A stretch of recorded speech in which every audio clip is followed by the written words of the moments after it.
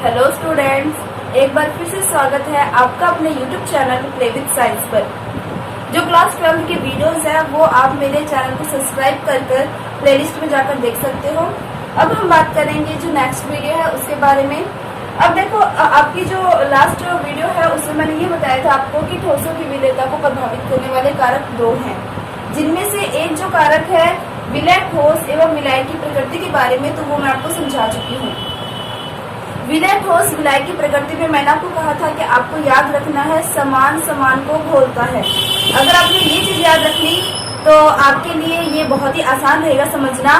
जो ध्रुवीय विलायक है उसमें ध्रुवीय विलय ही विलयित होते हैं, और जो अध्रुवीय विलायक है उसमें अध्रुवीय विलय ही विलयित होते हैं। ये आपको ध्यान में रखना है, ठीक है।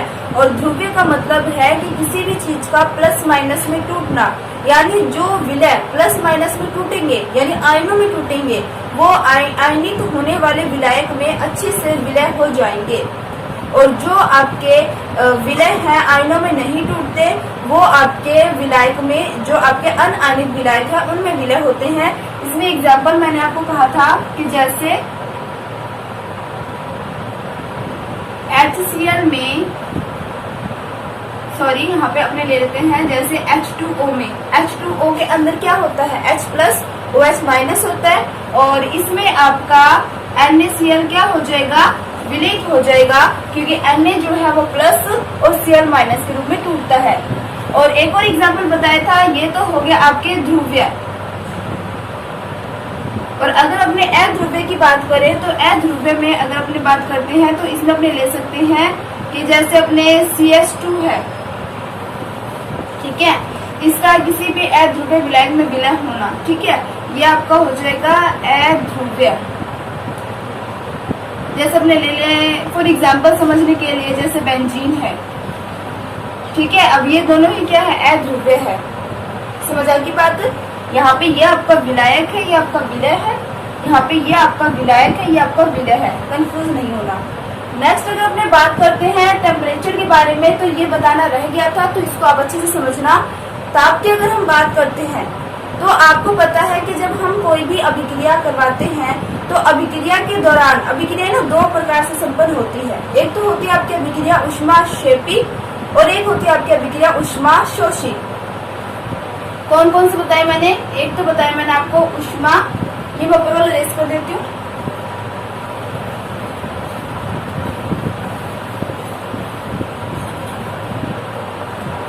अब हम बात करेंगे सेकंड पॉइंट के बारे में, ताप, टेम्परेचर के बारे में। तो मैंने अभी आपको कहा कि अभिक्रियाएं कितने प्रकार की होती है, दो प्रकार की होती है। एक तो होती है आपकी ऊष्माशोषी और एक होती है आपकी ऊष्माक्षेपी। देखो, अगर हम बात करते हैं ऊष्माशोषी अभिक्रिया के बारे में और ऊष्माक्षेपी अभिक्रिया के बारे में, तो आप इसको ना अच्छे से समझना। ऊष्माशोषी अभिक्रिया कौन सी अभिक्रिया होती है, जैसे मान लो कोई भी रिएक्शन करवा रहे हैं हम, जैसे मान लो फॉर एग्जाम्पल के रूप में आपके पास क्या है H प्लस है और क्या है Cl माइनस है, और इससे आपको क्या बनाना है, HCl बनाना है, ठीक है। तो आपको पता है इसे हम बोलते हैं अभिकारक और इसे हम बोलते हैं उत्पाद। अब आपको पता है कि हम जब कोई भी रिएक्शन करवाते हैं ना, कोई भी अभिक्रिया करवाते हैं, तो अभिक्रिया के दौरान या तो ऊष्मा बाहर से ली जाती है या फिर ऊष्मा रिलीज की जाती है, यानी बाहर निकाल दी जाती है, ठीक है। तो जैसे मान लो हमने ये एग्जांपल ले लिया कि यहाँ पर आप H प्लस Cl माइनस से HCl बना रहे हो। आप समझना कि इसकी जो ऊष्मा है ना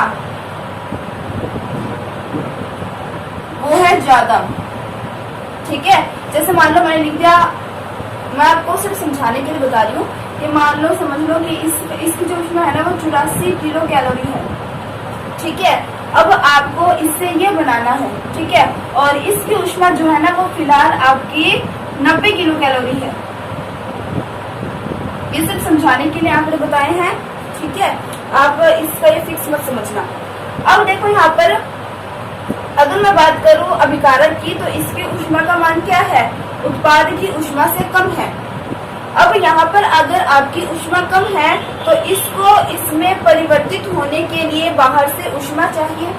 अगर बाहर से ऊष्मा चाहिए तो आपको फर्क दिख रहा होगा कि यहाँ पर 6 किलो कैलोरी का किलो कैलोरी का अंतर आ रहा है उष्मा का। अब अगर H प्लस Cl माइनस को HCl में बदलना है तो 6 किलो कैलोरी ऊर्जा क्या चाहिए, बाहर से चाहिए इसे। 6 किलो कैलोरी उसमें क्या चाहिए, इसे बाहर से चाहिए। अब जब अभिकारक उत्पाद में बदलते वक्त अगर बाहर से उष्मा ग्रहण करे तो इस प्रकार की अभिक्रियाओं को हम उष्माशोषी अभिक्रियाएं कहते हैं।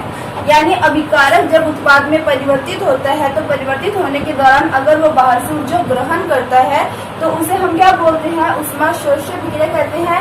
और इन उष्माशोषी अभिक्रियाओं में जो आपका डेल का मान होता है वो हमेशा पॉजिटिव होता है, वो हमेशा क्या होगा, पॉजिटिव होगा। यानी मैं ऐसे लिख सकती हूँ कि डेल का मान क्या है, 0 से अधिक होगा।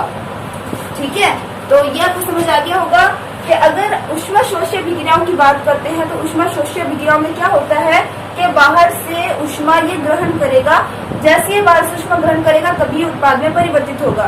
तो एक चीज समझना इस चीज को, एक चीज ये है कि अगर उष्माशोषी अभिक्रियाओं की हम बात करते हैं तो उष्माशोषी अभिक्रियाओं में ताप जो है जितना देंगे उत्पाद उतनी ही ज्यादा मात्रा में बनेगी।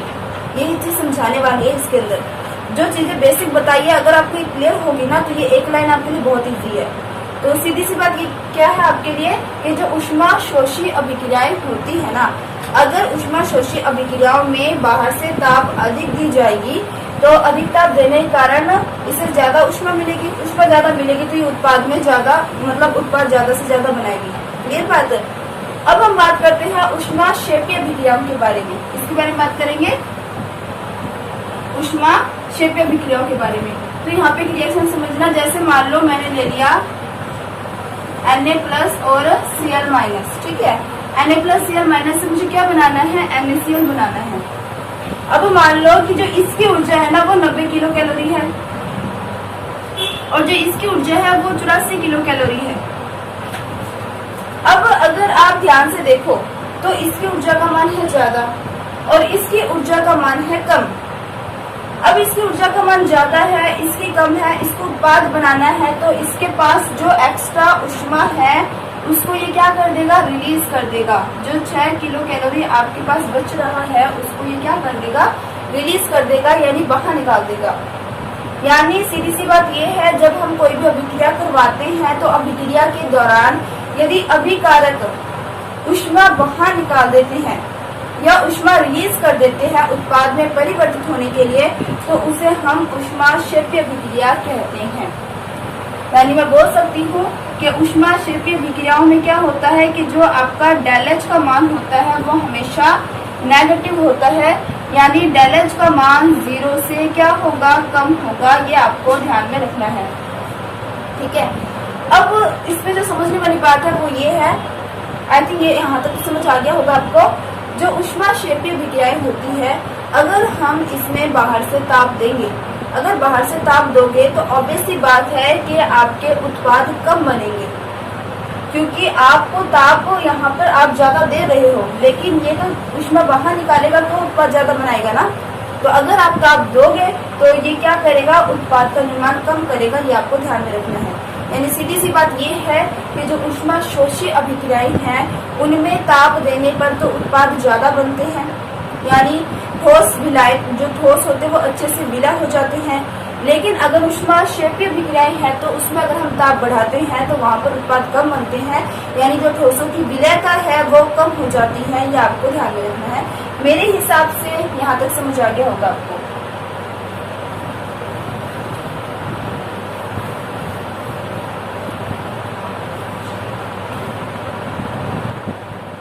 बात करेंगे गैस की द्रव में विलयता के बारे में। ठोसों की द्रव में विलयता के बारे में मैंने आपको जो 2 कारक है प्रभावित करने वाले उनके बारे में मैंने आपको समझा दिया। अब हम बात करेंगे कि गैसों की द्रव में विलयता। देखो, अगर गैसों की द्रव में विलयता की बात करते हैं तो इसकी जो डेफिनेशन है वो आप समझना अच्छे से कि मान लो आपने 1 सेंटीमीटर क्यूब विलायक ले रखा है। अब उस विलायक के अंदर कितने सेंटीमीटर क्यूब गैस के अणु विलय होते हैं, वही गैसों की विलयता कहलाती है, ठीक है। तो डेफिनेशन समझना, किसी गैस का सेंटीमीटर क्यूब आयतन जो 1 सेंटीमीटर क्यूब जल में घुला हुआ हो अवशोषण गुणांक कहलाता है, आपको ध्यान में रखना है। ठीक है, अब अपने बात करेंगे कि जो इसके कारक हैं, मतलब गैस की विलेयता को प्रभावित करने वाले कारक हैं, कौन कौन से हैं। तो 4 कारक आपको ध्यान में रखने हैं। एक तो है आपकी गैस की प्रकृति, ठीक है, दूसरी है विलायक की प्रकृति, तीसरा ताप का प्रभाव और चौथा है आपका दाब का प्रभाव। तो अगर अपने गैस की प्रकृति की बात करते हैं तो आपको पता है जो गैस की प्रकृति है अगर आयनित होगी तो जो आपका विलायक है और वो भी आयनित होगा तो उसमें वो बहुत जल्दी विलय हो जाएगा। यानी जो पीछे आपको कॉन्सेप्ट क्लियर करवाया था ना मैंने, वही चीज है। पहले हम बात करेंगे गैस की प्रकृति के बारे में, फिर हम बात करेंगे विलायक की प्रकृति के बारे में। दोनों में कॉमन चीज आपको क्या ध्यान में रखना है, जो आयनित होगा ना वो आयनित विलायक में विलय होगा और जो अनआयनित होगा वो अनआयनित विलायक में विलय होगा। बस यही चीज है जो आपको ध्यान में रखना है, यानी समान समान को होता है। नेक्स्ट अगर अपने बात करें ताप का प्रभाव, ये दोनों समझ आगे होंगे। अब अपने बात करते हैं ताप का प्रभाव। देखो अगर अपने ताप के प्रभाव की बात करते हैं ना तो ताप के प्रभाव का मतलब होता है, आपको पता है कि जैसे मान लो आपने कोई पात्र है, ठीक है, इसी पात्र में आपने पानी ले रखा है, जैसे ही आप टेम्परेचर बढ़ाते हो तो उसके अंदर जो गैस के अणु होते हैं ना वो बाहर निकल जाते हैं। समझने की कोशिश करना मैं क्या बोलना चाहती हूँ। यानी अगर हम किसी भी पात्र के अंदर पानी लेंगे और उसे गर्म करेंगे तो वो बॉईल होना शुरू कर देगा, उबलना शुरू करेगा और धीरे धीरे वो उबलता जाएगा और कम होता जाएगा। यानी उसमें जो गैस के मॉलिक्यूल्स होते हैं या जो गैस के अणु होते हैं ना वो बाहर निकलते जाते हैं। सीधी सी बात ये है कि जैसे जैसे हम ताप बढ़ाएंगे ना गैसों की जो विलेयता होगी विलायक के अंदर या किसी भी द्रव के अंदर वो कम होती जाएगी। ये आप लोग प्रैक्टिकल भी देखते हो। तो ताप के प्रभाव की बात करें, ताप बढ़ाने पर गैसों की द्रव में विलेयता कम होती है, ये आपको ध्यान में रखना है। नेक्स्ट अगर हमने बात करते हैं दाब का प्रभाव, तो दाब के प्रभाव की बात करें तो जितना दाब आप दोगे गैसों की द्रवों में विलेयता बढ़ेगी। ये दोनों फैक्ट आपको ऐसे याद रखना है। ताप बढ़ाने पर तो गैस की विलेयता कम होती है और दाब बढ़ाने पर गैस की विलेयता बढ़ती है। आप लोग जो कोल्ड ड्रिंक्स वगैरह पीते हो ना, सोडा वाटर बोलते हैं जिसे, उसके अंदर क्या मिला होता है, उसके अंदर काफी अधिक मात्रा में कार्बन डाइऑक्साइड मिला होता है। अब ये जो कार्बन डाइऑक्साइड को मिलाने का प्रोसेस होता है ना वो दाब का होता है, यानी काफी दाब देकर उसमें गैस के मॉलिक्यूल्स को सोडा वाटर में मिलाया जाता है। आपको ध्यान में रखना है, ठीक है। आई थिंक ये वाले सारे पॉइंट्स आपको क्लियर हो गए होंगे। फ्रेंड्स मेरे हिसाब से आपको आज के सारे टॉपिक्स जो है अच्छे से क्लियर हो गए होंगे। अगर कोई डाउट रह जाता है तो कमेंट करना, वीडियो पसंद आए तो लाइक शेयर करना और चैनल को सब्सक्राइब करना मत भूलना। Thank you.